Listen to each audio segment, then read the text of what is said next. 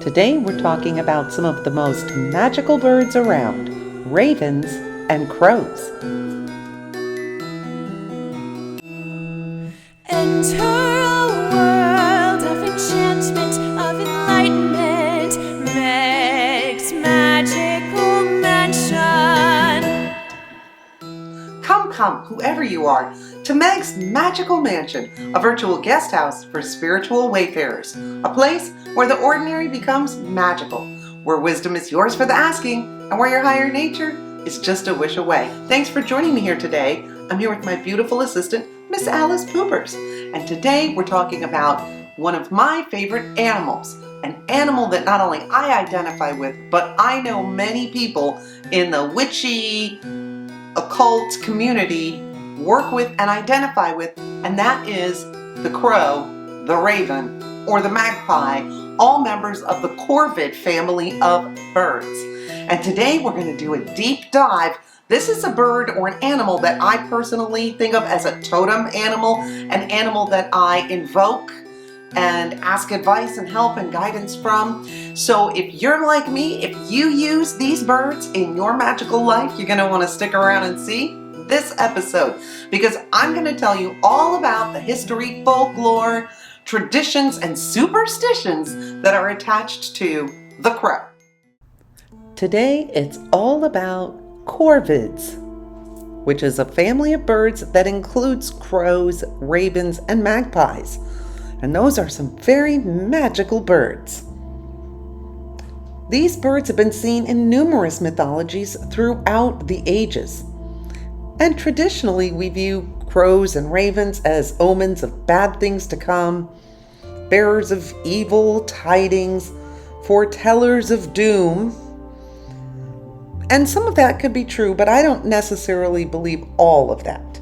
But I do believe that crows are often sent to us as divine messengers. So a little bit about ravens and crows in particular. Ravens tend to be larger than crows and kind of rougher and shaggier looking. Both birds can make a wide range of caws and crows and noises, and ravens do tend to have a slightly deeper tone than crows.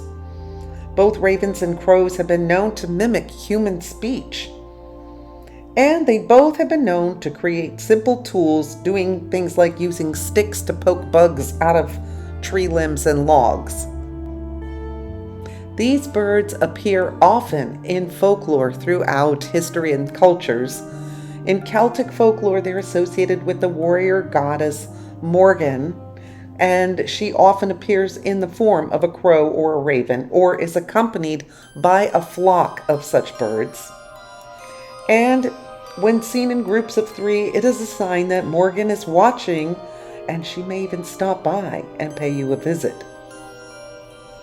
Of course, ravens and crows are prevalent throughout Native American legends, which often portray them as tricksters or also as symbols of transformation. And in both instances, their intelligence seems to be one of their most important features in Native American folklore. Crows are also used as clan animals in tribes such as the Chippewa, the Hopi, the Tlingit, and the Pueblo tribes of the southwestern United States.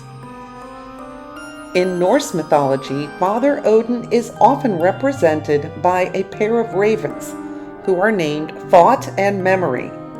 They act as Odin's spies and return to him each night to report the news of humankind.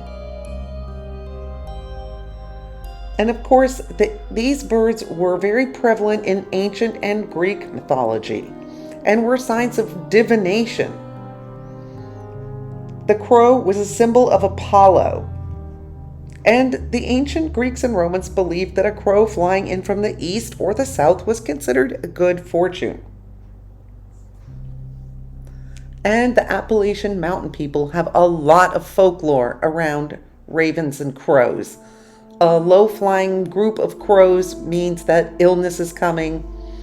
If a crow flies over your house and calls 3 times, it signals a death in the family. But in spite of their associations with death and gloom and doom, it is generally considered very bad luck to kill a crow or any other member of the Corvid family. And if by any chance you accidentally do kill one, you should dress in black and give it a proper burial and funeral. And of course, there are a lot of numerological significances attached to the number of crows you might see. For example, if you see just one, it's bad luck. If you see two, however, that's good luck. If you see 3 crows, that would mean good health. 4 crows is wealth. 5 means illness is coming, and 6 crows means death is nearby. And Hecate has a very strong association with these birds, but that was not the case in ancient times. That came about in late Renaissance times due to her often mistakenly being associated with or mistaken for Morgan. So some of that is when we begin to see the darker side of Hecate emerge, and birds of the Corvid family have been strongly associated with Hecate ever since the late Renaissance period of witchcraftery. And she is very much associated with crows, ravens, and magpies. Because ravens and crows eat carrion, they have a strong association with battlefields, war, death, and bad fortune. And this darker interpretations of Hecate developed with them in the late Renaissance, and so that deepening association with these birds came along with it. The birds are recognized all over the world as messengers of the spirit realm and of the dead, and many believe that sightings mean loved ones from spirit are communicating with you or watching over you. Here's some other interesting significances attached to ravens and crows. If a noisy raven shows up, that's a messenger. Pay attention. It could also mean that you're ignoring the messages from your angels and spirit guides. So guess what? Pay attention. So noisy ravens and crows mean, hey, pay attention. And then really be aware of the messages the universe is sending you. The raven is also the keeper of synchronicity and can bend time and space. So the raven can be a sign that the stars are aligning for you and auspicious things are headed your way. It can mean you're in the exact right place at the exact right time.